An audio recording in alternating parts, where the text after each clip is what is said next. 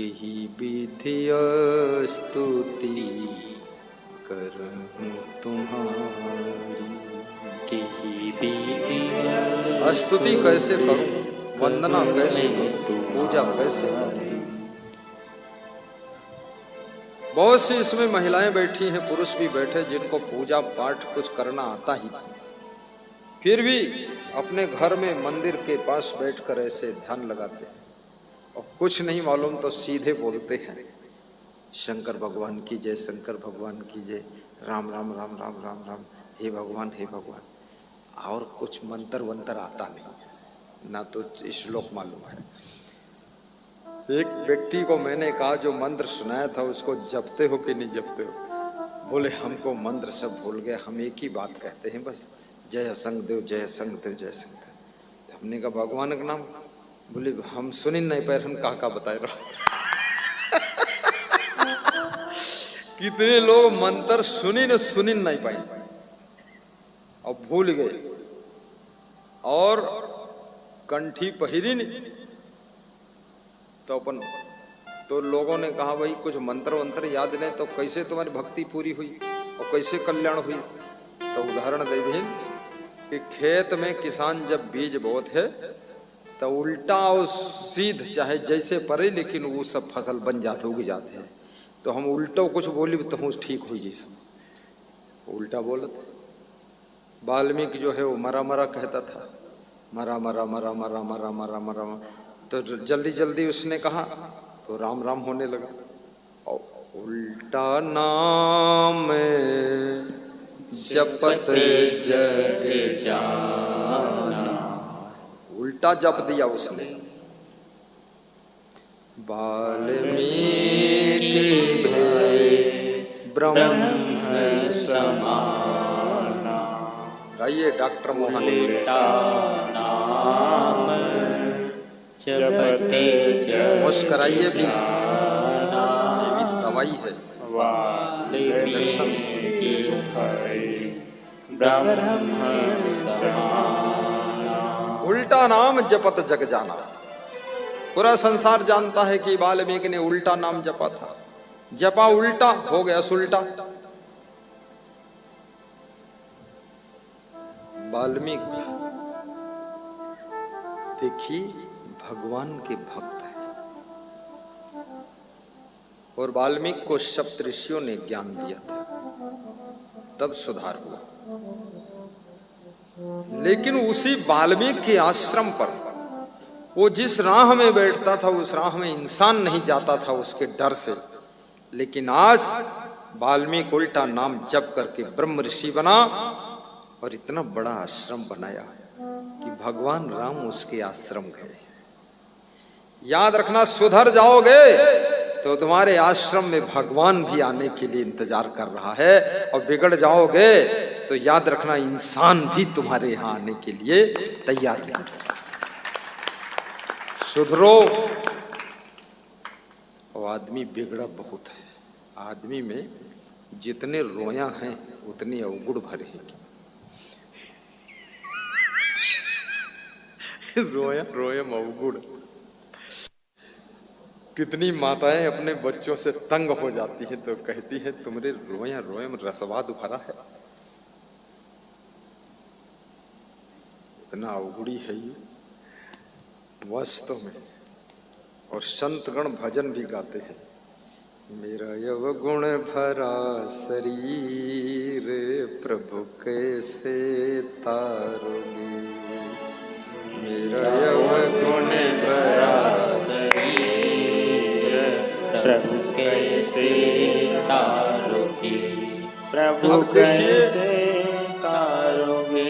इतने अवगुण भरे हैं। कैसे तारोगे। ये अवगुणी आदमी को संदेह हो रहा कि भगवान भी कैसे तार पे। उसको संदेह है भगवान बस का है नहीं, क्योंकि इतना पाप लदा है। भगवान से पूछ रहा तुम कैसे तारोगे, तो भगवान कहते हम चाहे जैसे तारे लेकिन तार दो।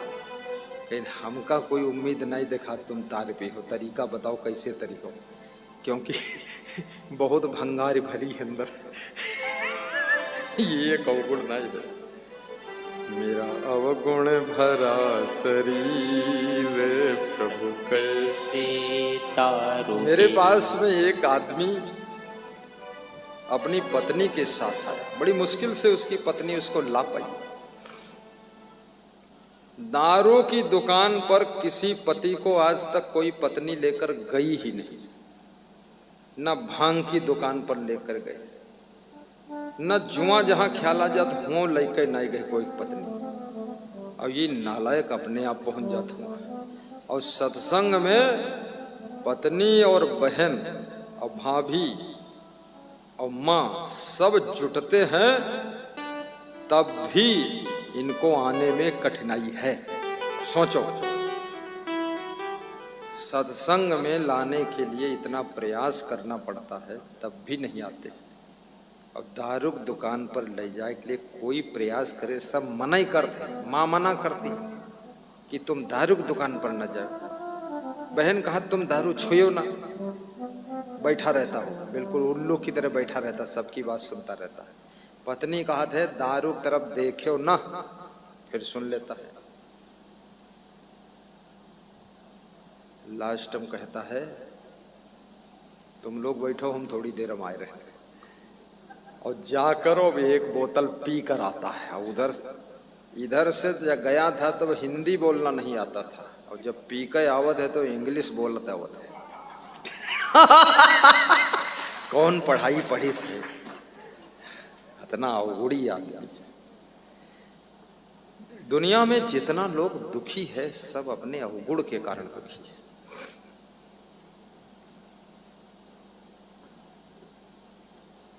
अवगुण मुझ में हजार हैं, तू सदगुण की खान।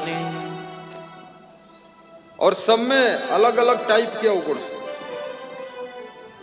गुण अवगुण साथ में। कुछ लोगों में गुण है, उनको रात में तुम 12 बजे तक बैठो तो बैठ रही हैं, जागा करिए तुम्हारे साथ। और जब से सोई हैं वो तो सवेरे के 8 बजे चाहे 20 बजे, लेकिन उठी हैं ना। और मालूम है कि हमका जाना है मखौड़ा धाम, लेकिन उठबे न करिए। और जो एसी चलेगा तो समझ लो एसी के अंदर वो भैंसी हुई है, फिर तो करवटे न ले, सब भूल गए। बुद्धिमान व्यक्ति सुविधा पा करके और ज्यादा अलर्ट हो जाता, सावधान हो जाता है। और मूर्ख को जितनी ज्यादा सुविधा मिलेगी उतने ज्यादा बदमाश बनता चला जाएगा। जय जय। लोग सोचते हैं मखौड़ा धाम हम पूरा यज्ञ कर दे हैं बाबा, अब जुटे हैं। हाँ 3 दिन में निपटार तो देवे करीब। हंस हंस कर सुनो, हंसना जरूरी है। एक भगत आया, कह रहा कि हंसावत खोल हो गुरु जी। कौन रहे? एक भगत कह रहा था गुरु जी हंसाते खूब हो आप। कौन था? कहाँ? खड़े हो जाओ। वो शर्माएगा होई कि कहूँ हम कहीं न हंसाए दे, कुछ और कर दे। रहे तो खड़े हो। देखिए हंसना इसलिए भी जरूरी है, ज्यादा उदास सत्संग यदि करूं तो तुम लोगों को नींद आ जाएगी। और ज्यादा अगर सीरियस करूं तो शाम तक तुम हॉस्पिटल पहुंच जाओगे, ज्यादा ही सीरियस तबीयत हुई। ऐसे तो मैं आया था तो मैं सबको देख रहा था, सब बहुत सीरियस लोग हैं इसमें। वो हमारा जो साधु था मन संचालक, वो तुम्हारे चेहरे देखकर डर गया। तो हमारे इस कुर्सी, ये कुर्सी है लिए ऊंच है कि आड़ में 1-2 साधु छुपा रहा, खड़ा रहा। हाँ, तो इसे चेहरा जब देखी से तो डर गया कि का बोली। तो हमने कहा बोल दो, कोई फल फ्रूट लाया हो, नित्य के दान का डिब्बा लाया हो, कुछ मीठा गुड़ चना चबेना लाया हो, या कुछ दान दक्षिणा देना चाहता हो, लाया हो तो सब आ जाओ, ये सीढ़ी से आ जाओ, वो सीढ़ी से चले जाओ। तो बोली सो आंखी मटकाई सी इधर उधर थोड़ा बोल दी से। तो हम देखने का थोड़ा संकोच लगा, तो एक दूसरे को लगाए ना, कहाँ गवा दूसरा उधर और आए एक और देवेश, देवेश बाबा कहाँ, देवेश उसको लगा, नया आदमी था।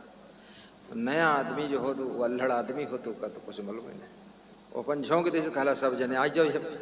हाँ, तो हमने कहा शुद्ध भाषा बोलो। अब जो नियम बताएगा इधर से आवे उधर उतर जाए, तो कोई इधर से आ रहा कोई उधर से आ रहा, तो हम बीच में फिर बताएं, हम कहें बोल दो चाहे जिधर से आओ चाहे जिधर उतर जाओ, बोल दो। तो बोले चाहे जिधर से आओ चाहे जिधर उतर जाओ।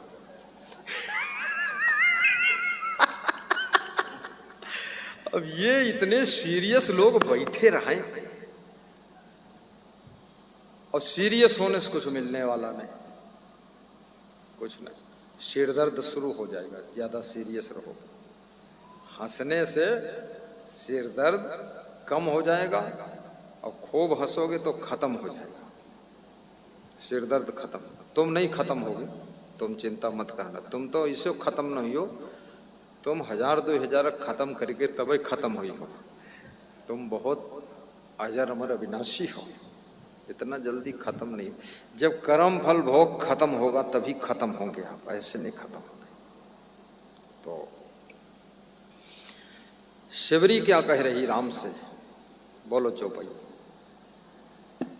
कि विधिय स्तुति करहूं तुम्हारी, हे राम विधिय स्तुति हे भगवान करूं मैं तुम्हारी।